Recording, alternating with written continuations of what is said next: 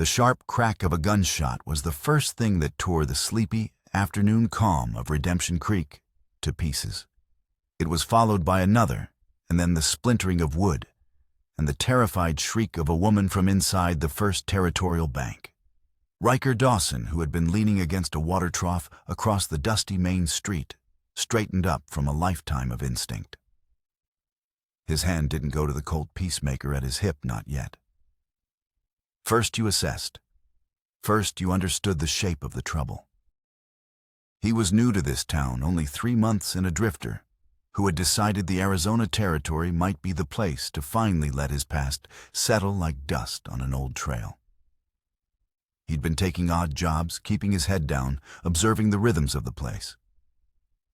He knew the bank teller, a kindly old man named Gable, who always had a piece of hard candy for the town's children. He knew the woman who had screamed, Mrs. Albright, who came in every Tuesday to deposit her husband's earnings from the freight company. 3 men masked with dirty bandanas burst back out of the bank canvas sacks slung over their shoulders. 2 of them were clumsy, jittery, their movements betraying a nervous energy that was more dangerous than practiced skill. The third, their leader, moved with a cruel economy of motion. He was younger, leaner than the others, and the pistol in his hand was no common sidearm. It was a Colt, but its grip was inlaid with polished silver that caught the harsh afternoon sun.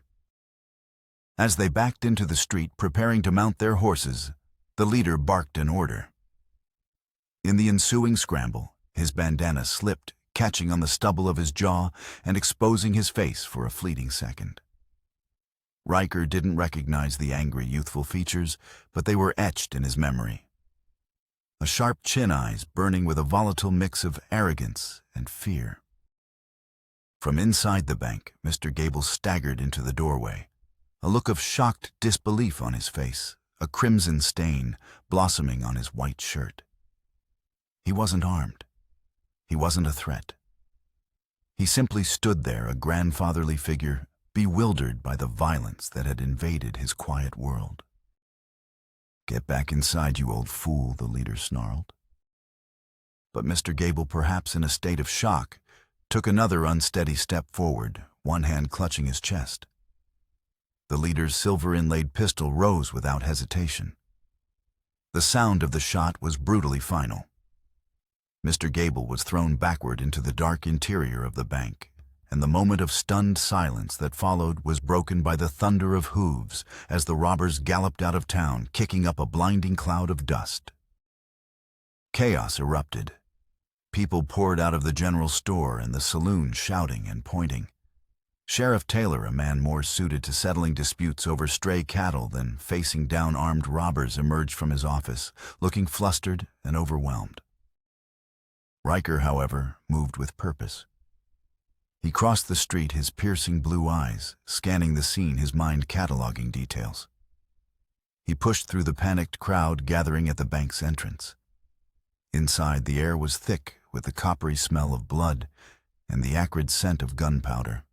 Mrs. Albright was sobbing hysterically in a corner, while another man, a rancher Riker knew only by sight, lay on the floor clutching a wounded arm. And then he saw her. Willow Winters was already there, kneeling beside the fallen teller. She hadn't waited for Doc Sullivan. She had moved with the same quiet competence that defined her, her bag of herbs and tinctures open beside her. She was trying to staunch the bleeding from Mr. Gable's chest, her face a mask of concentration. But even from the doorway, Riker could see it was hopeless. The old man's eyes were already vacant. Willow gently closed them, her shoulders slumping for a fraction of a second before she turned her attention to the wounded rancher. Pressure, she commanded another bystander, guiding his hands to the man's bleeding arm. "Keep pressure on it until the doctor arrives." Her voice was calm, a steady anchor in the swirling panic. As she moved to organize the chaotic scene, her foot brushed against something small and metallic on the floorboards near where the robbers had made their stand. She stooped, her fingers closing around a small silver locket, its chain broken. It was tarnished with age, but intricately carved with the image of a single blooming rose. She slipped it into the pocket of her apron, her expression unreadable before turning back to the wounded. The first seed of a mystery had been planted in the blood-soaked floorboards of the bank, a quiet secret held in the palm of a healer's hand. In the days that followed the robbery, a thick blanket of fear and suspicion settled over Redemption Creek. The dust from the bandits' escape had barely settled before the whispers began. The town, once a place of cautious optimism on the edge of the frontier, now felt brittle, its hope replaced by a simmering tension that clung to the air like the ever-present grit. Mayor Hollister, a man whose charisma was as broad as his shoulders, capitalized on the fear. He was a master orator, his voice a powerful instrument that could soothe a worried mother or stoke the flames of a mob with equal skill. He presented himself as the town's protector, the steady hand that would guide them through this new and dangerous time. "We are a community of law and order." He boomed from the steps of the courthouse, his jowls quivering with righteous indignation. "We will not be terrorized. We will find these men, and we will see that justice is done." Beside him stood his son Elias. He was a volatile young man, his posture a study in coiled resentment. He chafed under his father's suffocating control, his every action seemingly a desperate attempt to either earn the man's approval or defy his authority. He stood with his arms crossed, a scowl fixed on his face, looking for all the world like a young man wronged rather than the son of the town's most powerful figure. Riker watched them from a distance, his quiet observation, a habit honed over years of navigating treacherous territory. He saw the way Elias's hand drifted near his own pistol, a nervous tick that seemed out of place. He saw the way the mayor's eyes, while his mouth spoke of unity, scanned the crowd, assessing, calculating. Riker had learned much about the town's undercurrents in his short time here. He knew Hollister had been quietly buying up small homesteads and water rights, his acquisitions always preceding rumors of the railroad's imminent arrival. The official survey was complete, and while the route was not yet public, Hollister seemed to be placing his bets with an unnerving certainty. The grand prize was the fertile valley land, particularly the parcels with good water access parcels like the one owned by Willow Winters. Willow remained an enigma to most of the townsfolk and a target for their fear. She lived alone in the cabin her father had built on a 40-acre claim that bordered Riker's own newly acquired land. She was respected by a pragmatic few like old Doc Sullivan, who acknowledged the efficacy of her herbal remedies after she'd eased his wife's crippling rheumatism. But to many, especially those who hung on Mayor Hollister's every word, she was an outsider. Her knowledge of plants was strange, her self-sufficiency unnatural for a woman alone. Hollister never made direct accusations, but he nurtured the rumors with subtle remarks about folk ways and unchristian practices, fanning the embers of superstition into a quiet, dangerous blaze. Riker, taking odd jobs at the livery and helping build a new barn for the blacksmith, kept to himself. But his sharp eyes missed nothing. He saw the furtive glances thrown Willow's way the way mothers pulled their children closer when she passed. He also saw her quiet strength, the dignity with which she ignored the whispers, and the genuine compassion she showed to the sick and injured, as she had at the bank. He was a man searching for a peaceful life, a place to bury the weight of a past tragedy that had driven him from his home in Kansas years ago. He had no intention of getting involved in the town's petty squabbles. But injustice, he had learned, was rarely petty, and it had a way of finding him no matter how far he ran. The fuse that Hollister had so carefully laid was lit a week after the robbery. The pretext was a tragedy entirely separate from the violence at the bank. Yet Hollister wove them together with a predator's cunning.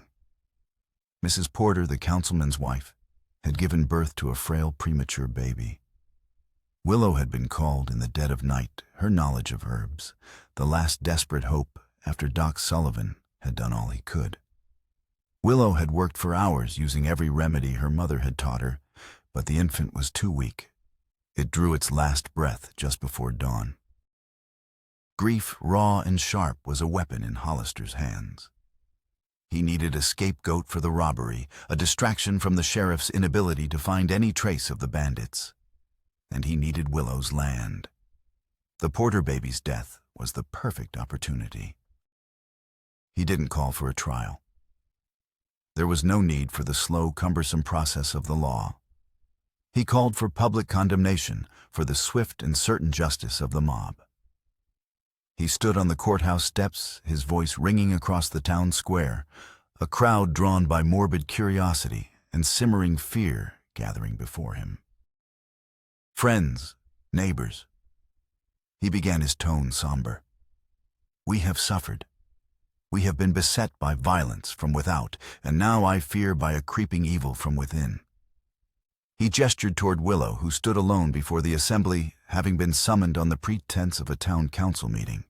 She was flanked by two of Hollister's men, her chin held high, but her hazel eyes betraying a flicker of fear.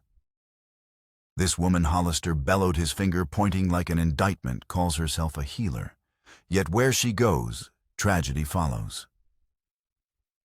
She was there when good Mr. Gable was struck down, and now she was the last to touch the innocent Porter child before it was taken from us. I say she practices not healing, but dark arts. I say she is a witch who has brought a curse upon our town. The word hung in the air, venomous and powerful. A murmur swept through the crowd, a mixture of shock and a terrible rising agreement. Mrs. Porter, her face veiled and racked with sobs, was led forward by her husband. Hollister had found his emotional centerpiece. Riker stood at the edge of the crowd, his back against a hitching post, his hat pulled low. A cold fury was building in his chest. He had seen this before. A different town, a different crowd, but the same ugly words, the same fear-mongering.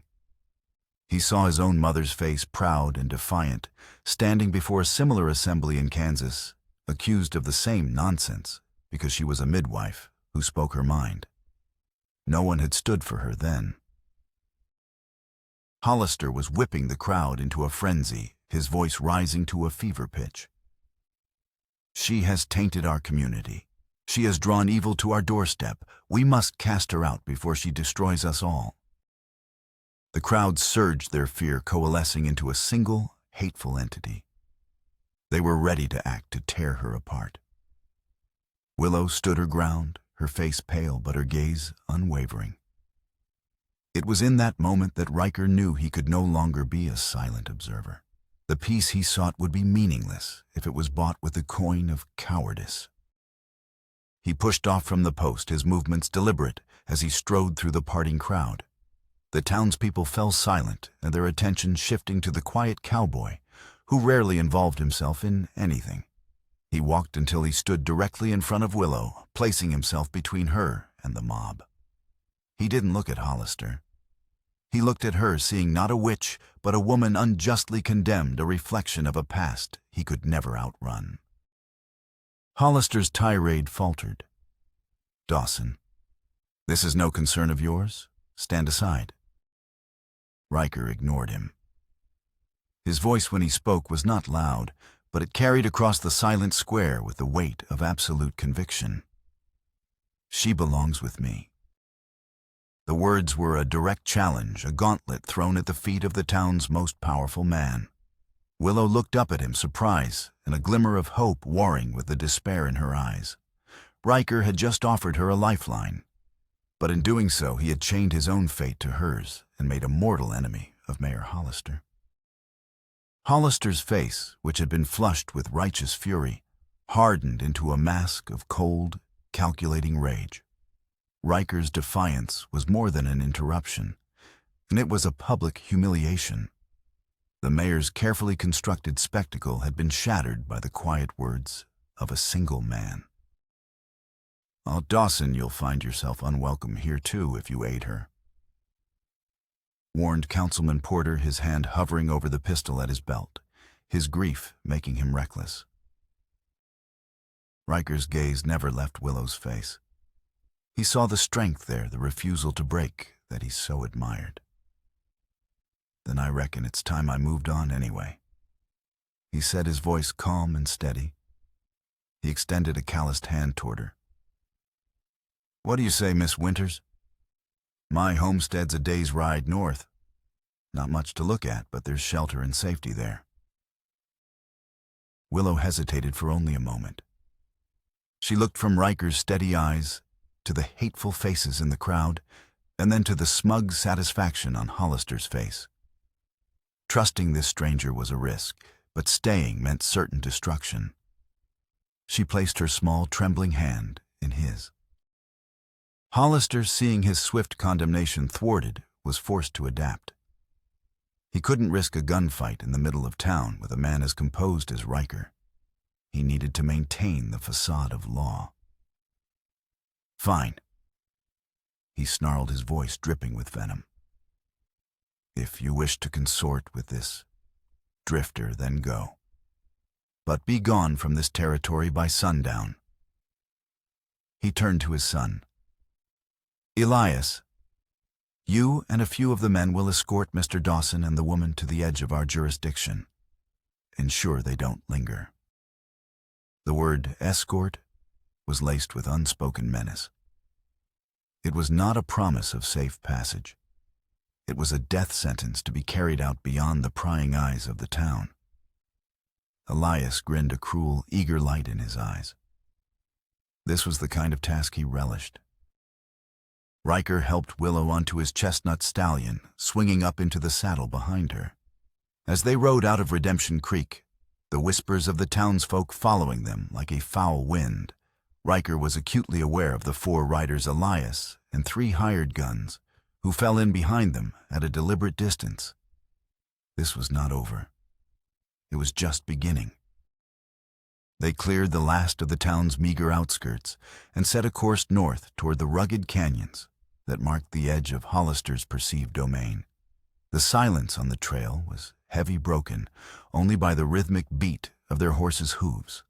Riker could feel the tension in Willow's posture, her body held rigid against his. "They're not just escorting us, are they?" she asked, her voice barely a whisper against the wind. "No," Riker replied grimly. "They're hunting." He urged his horse onward, pushing for the cover of the canyons, where the open plains would no longer make them an easy target.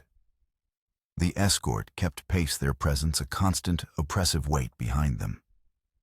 As they entered the mouth of a winding, rock-strewn canyon, Riker knew it was time. He reined his horse into a narrow crevice between 2 towering sandstone formations, a space barely wide enough to conceal them. "Stay here and stay quiet," he whispered to Willow, swinging down from the saddle. He drew his Colt, its familiar weight a grim comfort in his hand, and melted back toward the canyon entrance, using the rocks and scrub brush for cover. Minutes later, Elias and his men rode into the canyon, their horses picking their way carefully over the uneven ground. They slowed, puzzled by the sudden disappearance of their quarry. "Spread out," Elias commanded. "They can't have gone far." That was the mistake Riker had been waiting for. From his concealed position, he fired a single shot, not at a man, but at the rock face just above the head of the rearmost rider. The bullet ricocheted with a high-pitched whine, and the man's horse shied violently, throwing him to the ground. Chaos erupted. The tight confines of the canyon amplified the sound of the shot, making it seem as if they were surrounded. "He's up there," another man yelled, firing blindly into the rocks. Riker had already moved, scrambling to a new position.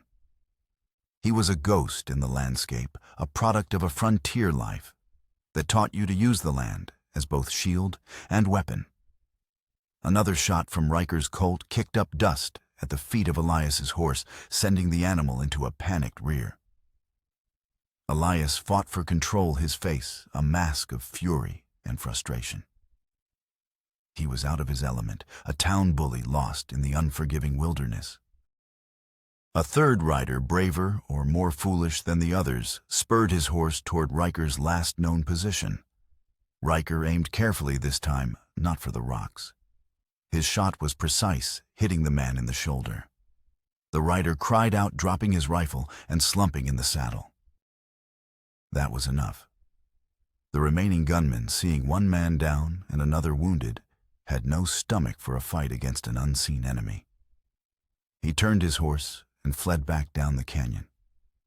Elias, cursing and fuming, saw his posse dissolving. After firing one last angry, inaccurate shot into the rocks, he wheeled his horse around to help his injured man, and they retreated, leaving the canyon in an echoing silence. Riker waited motionless for a long time, ensuring they were truly gone. When he finally returned to Willow, she was standing beside the horse, her face pale but her expression resolute. "Are you all right?" she asked, her eyes searching his for any sign of injury. "I'm fine," he said, reloading the spent cartridges in his revolver. "They won't be back soon, but we need to keep moving." They rode for another hour in silence, putting more distance between themselves and their pursuers. As the adrenaline of the chase faded, a quiet intimacy settled between them, and the shared danger, forging a bond that conversation had not yet had time to build. They stopped by a small hidden spring to water the horse and rest. It was then, in the quiet of the late afternoon, that Willow reached into her apron pocket. "I found this," she said, holding out her palm. "In the bank. One of the robbers must have dropped it." Lying in her hand was the small silver locket. Riker took it from her. The moment his fingers closed around the familiar cool metal, his carefully constructed composure shattered. The blood drained from his face. He stared at the locket, his thumb tracing the worn engraving of the rose, a symbol he knew as well as his own name. His breath hitched. "Riker, what is it?" Willow asked, alarmed by his reaction. His voice, when he finally spoke, was a choked whisper, raw with a pain that was 2 decades old. This was my mother's." He looked up at her, his blue eyes haunted by ghosts she could not see. The bank robbery, the cruel young leader Hollister's obsessive need for her land, it all began to swirl together. The threads of a conspiracy far deeper and more personal than a simple land dispute. The silver locket in his hand was not just a clue. It was a key one that threatened to unlock a past he had spent half his life trying to escape.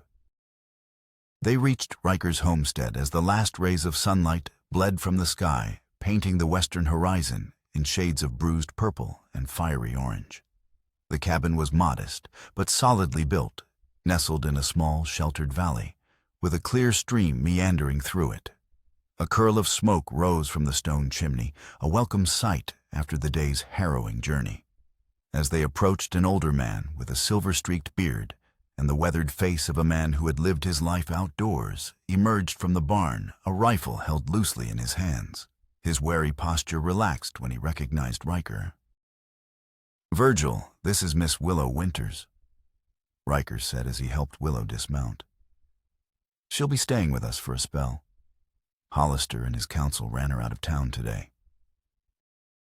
The man, Virgil, nodded slowly, his shrewd eyes taking in Willow's exhausted state and the tension still clinging to Riker. "Figured something like that might happen eventually." He set his voice a low, gravelly rumble. "Town's been changing, and not for the better." He extended a gnarled hand to Willow. "Welcome to our humble establishment, Miss Winters. It ain't much, but you're safe here." Inside the cabin was a testament to simple masculine efficiency, yet it felt like a home. A hearty stew bubbled over the fire, and the three of them ate in near silence, the unspoken questions about the day's events hanging heavy in the air. After they had eaten, Riker finally told Virgil about the chase in the canyons, and more importantly, about the locket. He placed it on the rough-hewn wooden table between them. Virgil picked it up, examining it under the lamplight. "You're certain?" "There's no doubt." Riker set his voice tight. "My father gave it to her on their wedding day. I haven't seen it since that winter in Kansas." The three of them sat around the table, a small, defiant alliance forged in the face of a growing threat. They knew Hollister would not give up. The attack in the canyon was proof of that. They were no longer just fighting for a piece of land. They were fighting against a current of malice that ran deeper than greed. "We can't just hide out here." Willow said, her voice finding its strength again. "He'll use our absence as proof that I abandoned my claim. We have to fight back." "Legally." Riker added, his gaze fixed on the locket. "The law is still the law even out here. The territorial court in Prescott has the final say on land disputes. With your father's deed, we have a case. But this is about more than the deed now." Virgil observed his wise old eyes moving between them. "That locket connects the bank robbery and likely Hollister's boy to your past, Riker. This ain't just about land anymore." They decided then and there. Their journey would not be just to the courthouse, but into the heart of a conspiracy. The trip to Prescott, the territorial capital, was now a quest for both justice for Willow and answers for Riker. It was a 3-day ride, and they spent the next day preparing gathering supplies and securing the homestead. The dialogue between them began to find its rhythm. Riker's words were sparse, but carried weight, each one chosen with care. Willow's were compassionate and intelligent, cutting through the complexities of their situation with sharp insight. Virgil's were filled with the dry wit and hard-won wisdom of a man who had seen the worst of the world and had decided to laugh at it rather than let it break him.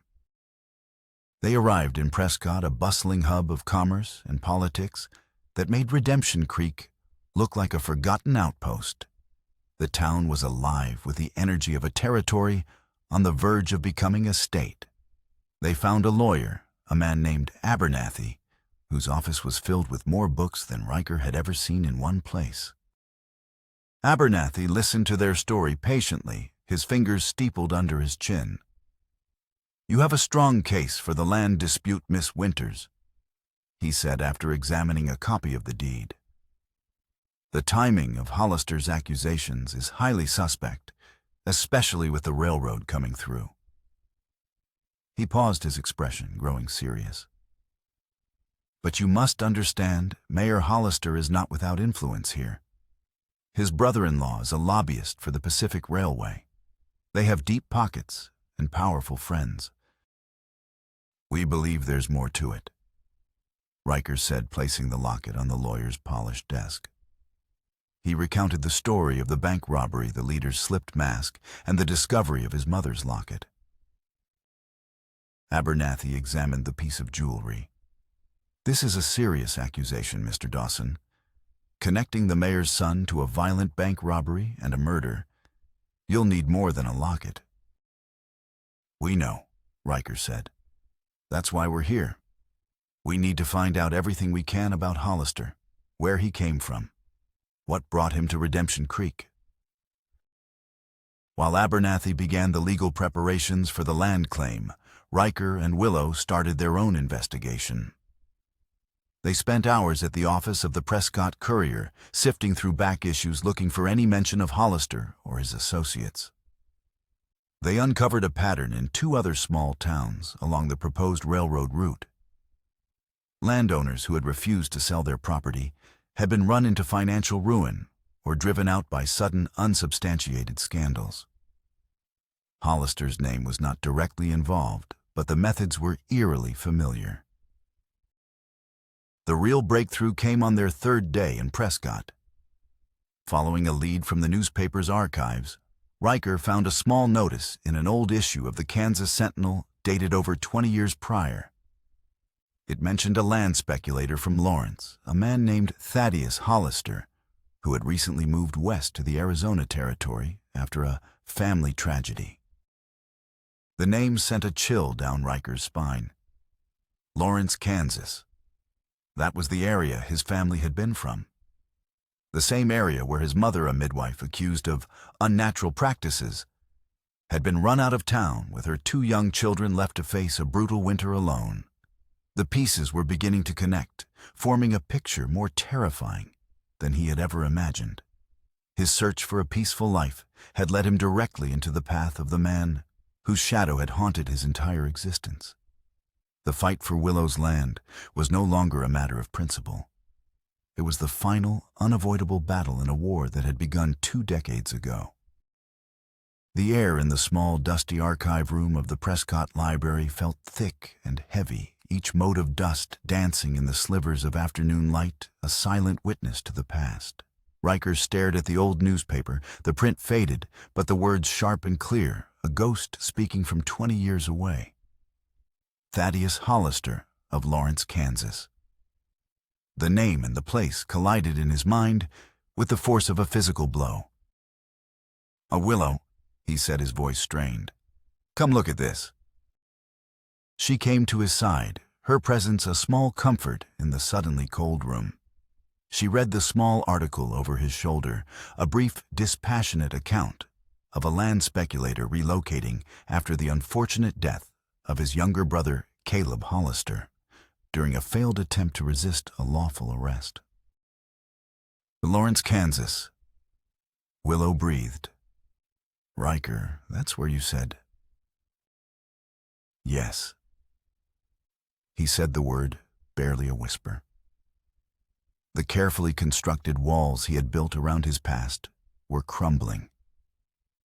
The story he had always told himself, the one his grieving, broken father had told him, that his mother had been run out of town by superstitious folk for being a midwife, was beginning to feel thin like a worn-out blanket that could no longer offer any warmth or protection.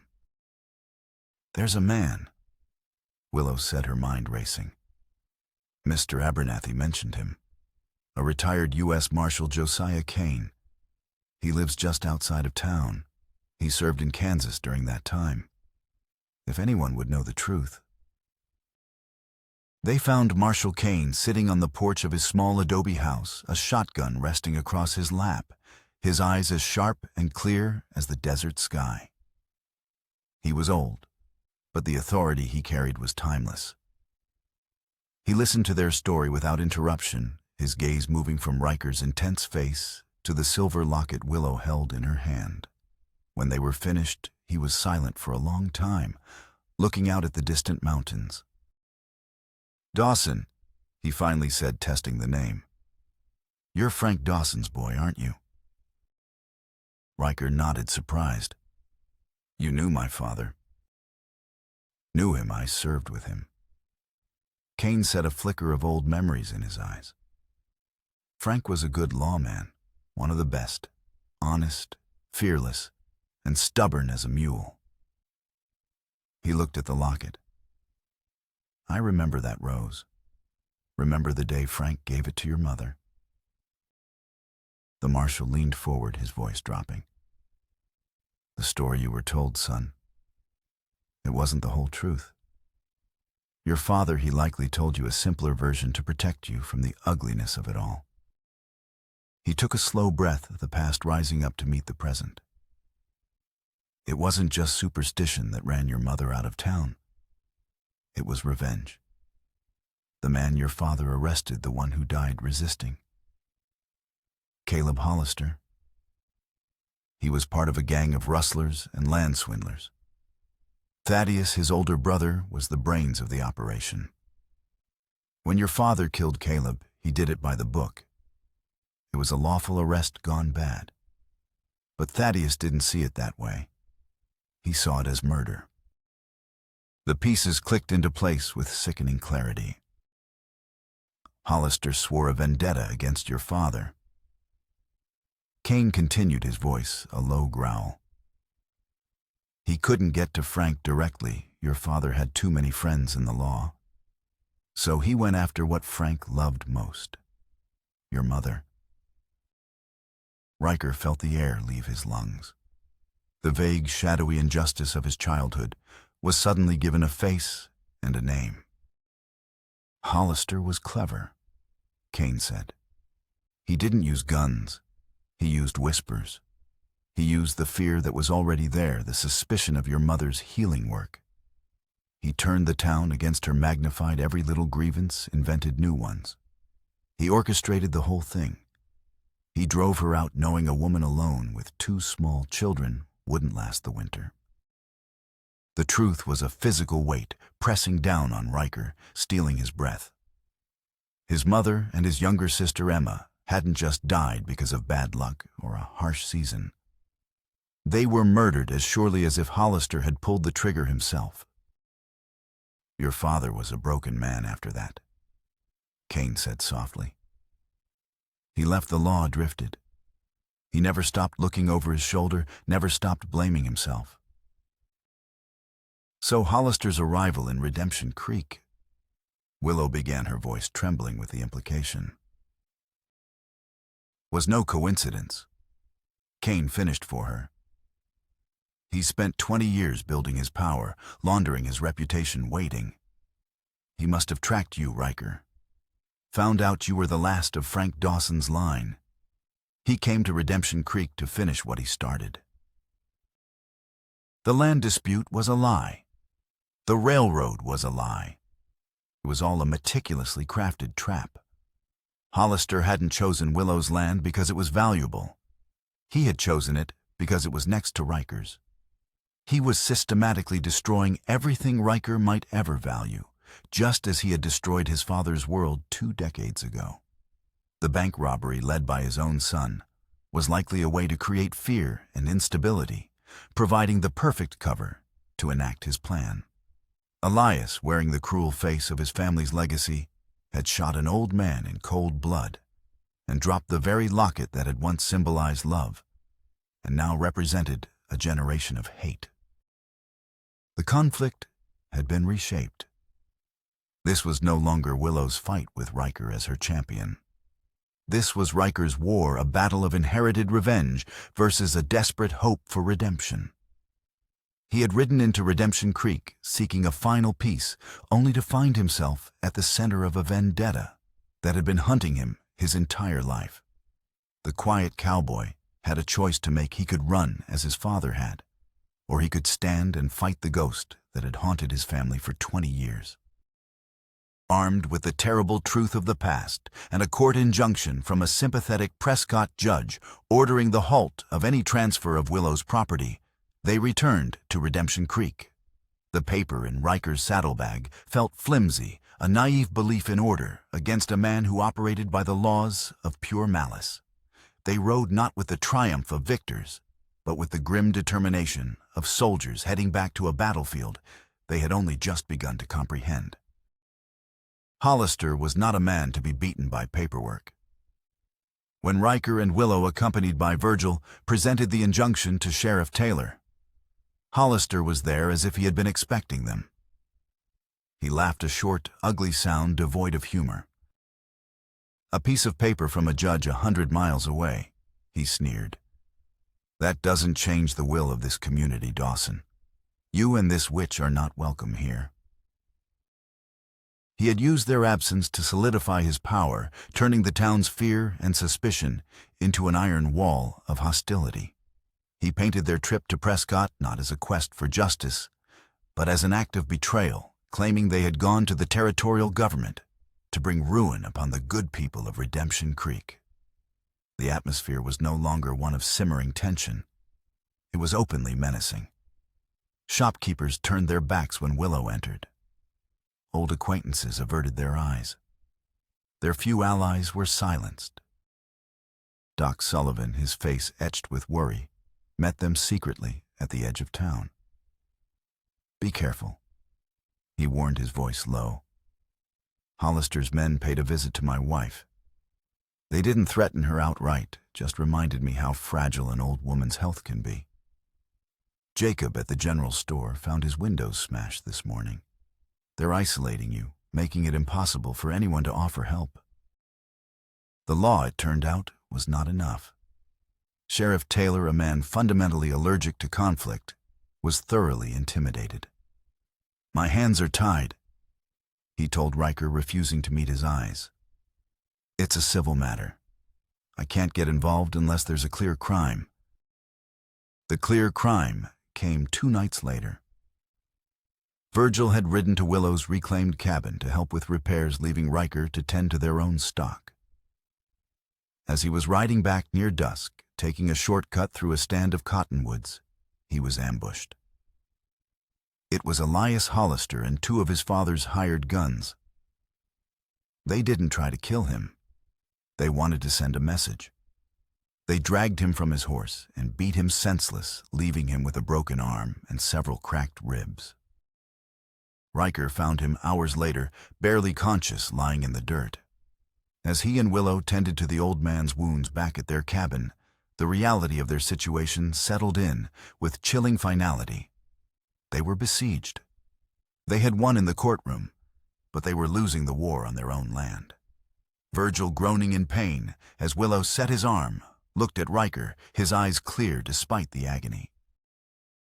"This ain't gonna end with deeds or judges, son," he rasped. "This ends one way or another. Here." They were trapped. Hollister had made it clear that even if they held the legal title to every acre in the valley, they would never know a moment of peace. He would bleed them dry, harass them, and terrorize them until they broke, or were carried out in coffins. Elias, fueled by his father's bottomless hatred and a desperate need to prove his own worth, was a rabid dog, let off his chain. He was no longer just a volatile young man. He was the instrument of his father's vengeance, and he was growing bolder with every passing day. The realization was a cold weight in Riker's gut. He had come here to escape his past, but it had cornered him. Hollister wouldn't stop. He couldn't stop. His entire life had been built around this 20-year-old vendetta. To back down now would be to admit his life's work was meaningless. This would not end until one side was utterly and completely broken. The final confrontation was no longer a possibility. It was an inevitability, as certain as the setting sun. The sky had been a bruised, angry gray all day, the air thick and heavy with the promise of violence. As dusk fell, the storm broke. A furious wind howled through the canyons, and rain began to fall in cold, slashing sheets. The storm was a perfect mirror for the turmoil that had been building for days, a physical manifestation of the hatred that was about to be unleashed upon Willow's reclaimed homestead. Inside the small cabin, a single lantern cast long, dancing shadows. Willow was tending to Virgil, who lay on a cot, his breathing shallow from the pain of his broken ribs. Riker stood by the window, peering out into the maelstrom, his Colt resting on the sill, his senses on high alert. The ticking of the old grandfather clock in the corner, a piece of her parents' life she had insisted on keeping, was a slow, methodical heartbeat, counting down to the inevitable. They knew Hollister was coming. It was the only move he had left. The first sign was the sudden frantic barking of the dog they had acquired from a neighboring rancher, followed by a choked-off yelp. Riker's jaw tightened. "Get down," he said, his voice deadly calm. He kicked out the legs of the main table, upending it to create a makeshift barricade near the front door. He pushed Willow and the injured Virgil behind it. The first gunshot shattered the window beside Riker's head, spraying glass across the floor. The assault had begun. Lightning flashed, illuminating the muddy yard outside. For a split second, Riker saw them, Hollister, Elias, and 4 other men advancing on the cabin like wraiths in the driving rain. This wasn't about land anymore. This was about annihilation. It was about Riker Dawson finally confronting the man who had murdered his mother and sister and destroyed his father. "Stay low," Riker yelled over the howl of the wind, as another volley of shots splintered the wooden walls of the cabin. He returned fire, his shots measured and precise, aimed not to kill, but to suppress, to force them to take cover. The fight settled into a terrifying rhythm. The roar of the storm, the crack of rifles, the shattering of glass, and the relentless ticking of the clock. They were pinned down, outnumbered. Virgil, despite his injuries, managed to load Riker's spare revolver, his hands shaking with pain and effort. "To your left," he gasped, seeing a shadow move past the side window. Riker fired through the wall, and a cry of pain from outside told him he'd found his mark. During a momentary lull in the shooting, as the attackers regrouped, a voice cut through the wind. It was Hollister. "Dawson, can you hear me, Dawson? It's over. You can't win. This is for my brother Caleb. This is for the life your father stole from me." Riker moved to the shattered window, using the frame for cover. "This has nothing to do with your brother Hollister," he yelled back, his voice raw with a fury he had suppressed for 20 years. "Your brother was a common thief. You used his death as an excuse to murder my mother and my sister." A chilling laugh echoed from the darkness. "They got what they deserved, just like you're about to get what you deserve. I tracked you for years, boy. Watched you drift aimless, just like your pathetic father. I knew you'd eventually try to put down roots, and I decided I'd be the one to rip them out of the ground." Inside the cabin, Elias heard his father's confession. He had known about the vendetta, of course, but he had always been fed a sanitized version, a story of justice for a wronged family. He had never heard the raw or venomous satisfaction in his father's voice, the gleeful admission to the calculated murder of a woman and a child. For the first time, Elias saw his father not as a powerful patriarch, but as a man consumed by a monstrous, obsessive hatred. He looked at his own hands, slick with rain and mud, and saw the blood of old Mr. Gable, a murder committed in the service of this madness. The foundation of his life cracked. The attack resumed with renewed ferocity. Elias, moving on autopilot, kicked in the cabin door and stormed inside, his pistol raised. He found himself face to face with Willow, who was shielding Virgil with her own body, a small cast-iron skillet held up as a pitiful defense. For a critical moment, their eyes met. Elias saw not a witch, not an enemy, but a terrified woman protecting a wounded old man. His father's voice echoed in his ears, bragging about killing a mother and her child. His finger tightened on the trigger, but he couldn't do it. The cycle of violence, the legacy of hate he had been raised to inherit, suddenly felt like a chain he could no longer bear. He hesitated. Hollister, entering right behind him, saw his son's hesitation. "Shoot her, you fool, finish it!" He screamed, his face contorted in a mask of rage. He saw his son's doubt not as a flicker of conscience, but as a disgusting weakness, a betrayal of their family's sacred cause. Blind with fury at his son's failure, Hollister raised his own pistol to shove Elias aside. That single rage-filled movement was the opening Riker needed. He lunged from the shadows, not at Elias, but at Hollister. The two men crashed to the floor, a tangle of limbs and desperation. Hollister's pistol went off the shot, burying itself harmlessly in the ceiling. Riker's fist connected with Hollister's jaw once, twice. The fight was primal, a raw explosion of 20 years of grief and anger. But as Riker raised his fist for a final killing blow, he looked past Hollister's hate-filled eyes and saw Willow's face, pale and terrified. He saw his mother's locket, a symbol of a love destroyed by vengeance. He would not become Hollister. He would not continue the cycle. With a final ragged breath, Riker chose justice over revenge. He slammed Hollister's head against the floorboards, not to kill, but to stun. He wrenched the pistol from the man's grasp and scrambled to his feet, leveling the gun at a shocked Elias. "It's over." Riker gasped, the storm outside, beginning to subside as if in response. The ticking of the grandfather clock seemed deafening in the sudden ringing silence. Riker had won not by killing his enemy, but by refusing to become him. As the first light of dawn filtered through the broken clouds, the storm broke, washing the land clean. The rising sun revealed the wreckage of the night's battle, the splintered wood of the cabin, the muddy, trampled yard, and the bodies of two of Hollister's hired guns. Inside the scene was one of grim, exhausted survival. The sound of approaching horses sent a fresh wave of tension through the cabin, but it wasn't a renewed attack. It was Sheriff Taylor and a small posse finally spurred to action by the sounds of a full-blown gun battle that had been impossible for the town to ignore. The sheriff took in the scene, the dead men in the yard, the battered but living occupants of the cabin, and the subdued figures of Hollister and his son, and the truth of the matter was finally irrevocably clear. He arrested a dazed and bleeding Hollister without resistance. The mayor's power, built on whispers and intimidation, had evaporated in the flash of a gun.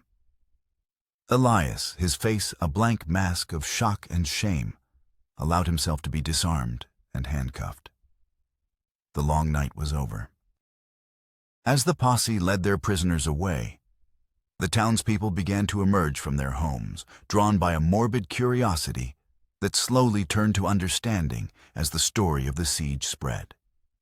They saw the bullet-riddled cabin, they saw the defeated look on the faces of the Hollisters, and they saw Riker and Willow battered but unbroken, standing together on their porch. The lies that had divided the community were washed away by the morning rain, leaving only the hard, unvarnished truth of Hollister's villainy. In the quiet that followed, Riker and Willow began the slow process of tending to their wounds, both physical and emotional. They cleaned and bandaged Virgil's injuries, his quiet stoicism, a grounding presence amidst the chaos. Then Willow tended to the cuts and bruises on Riker's face, her touch gentle, her eyes filled with a depth of feeling that words could not express. They sat on the porch steps, watching the sun climb higher in the sky, the air fresh and clean after the storm. The grandfather clock inside had finally stopped ticking its silence, a profound relief. "He confessed," Willow said softly, breaking the long silence. "He admitted to everything." Riker nodded, his gaze distant. "I heard." "You could have killed him," she said, not as an accusation, but as a statement of fact. "When you had him on the floor, I saw it in your eyes. You could have ended it." Riker looked at his own hands, still bruised from the fight. "Killing him would have been for me," he said, his voice raspy. "It would have been revenge, and it would have made me just like him. My father lived his whole life haunted by that cycle of violence. He ran from it. I just wanted it to end." He looked at her, his eyes clear and certain. "I realized that true strength wasn't in ending his life. It was in choosing ours." The realization settled between them, a profound and simple truth. By sparing Hollister for the law, Riker hadn't shown weakness. He had demonstrated a strength his enemy could never comprehend. He had broken the chain of vengeance that had stretched across 2 decades and had destroyed 2 families. Weeks later, a new sense of normalcy began to settle over the valley. Hollister was gone, transferred to a federal prison in Yuma to await trial on a litany of charges from conspiracy and incitement to murder. The town of Redemption Creek, humbled and chastened, began to heal. The people who had once shunned Willow now offered quiet greetings, their gestures a silent apology for their collective fear and cowardice. Riker and Willow worked side by side to rebuild their properties, now joined not just by a boundary line, but by a shared future forged in fire and loss. The bullet holes in the cabin walls were patched, the broken window replaced. Life, resilient and persistent, was returning. One clear, cool autumn afternoon, Riker took the small silver locket from the mantelpiece. He rode alone to a quiet, sun-dappled knoll on their land that overlooked the entire valley. The world was peaceful here, the only sounds the rustle of the wind through the pines and the distant cry of a hawk. He dug a small hole in the rich earth at the base of a towering ponderosa. He held the locket for a long moment, thinking of the mother he barely remembered, and the sister whose laughter he could no longer recall. He wasn't burying them to forget. He was burying the anger that had haunted his family for a generation. He was giving them a final peaceful resting place, free from the hatred that had followed them even in death. He placed the locket in the earth and covered it over. As he stood, he felt a gentle hand on his arm. Willow had followed him understanding without him needing to say a word. She stood beside him, her presence a silent promise of new beginnings. "Riker Dawson," she said softly, her voice filled with a love that was as steady and enduring as the mountains around them. "Will you marry me?" A slow smile spread across his face, the first truly light-hearted expression she had seen since the night of the storm. He turned, taking her hands in his. "I thought I was supposed to be the one to ask that." "You took too long," she replied, her eyes twinkling. "Yes," he said, his voice thick with emotion. "Yes, Willow, 1,000 times yes." As they stood together, two figures silhouetted against the vast western sky, they saw a rider approaching. It was Doc Sullivan waving a letter in his hand. "This just arrived for you on the stage, Riker," the doctor called out as he drew near. "Postmarked from the territorial prison." Riker took the envelope, his brow furrowed in concern. The letter was from Elias Hollister. With Willow reading over his shoulder, he opened it. The handwriting was crude, the words simple, but filled with a sincerity that was hard to doubt. "Mr. Dawson," it began, "I am writing this because you deserve to know. I testified against my father. I told them everything. About the bank, about Mr. Gable, about the way he planned all of this to get to you. He raised me on a diet of pure hate, and it made me a monster. I see that now. Seeing you spare him when you had every right to kill him, it showed me a different way. I am paying for my crimes, as I should. I don't know what will become of me, but I hope that one day I can live a life free from my father's legacy. I am sorry for the pain I caused you and Miss Winters. I hope you find the peace he stole from your family. Sincerely, Elias Hollister." Riker folded the letter, a complex mix of emotions washing over him. It wasn't a simple happy ending. The scars of the past would always remain. But it was a hopeful one. The cycle of revenge was well and truly broken, its last embers extinguished by an unexpected act of remorse. Redemption, it seemed, was possible after all. Willow placed her head on his shoulder, and together they looked out at their land, a sprawling vista of possibility stretching out before them, ready to build their future together.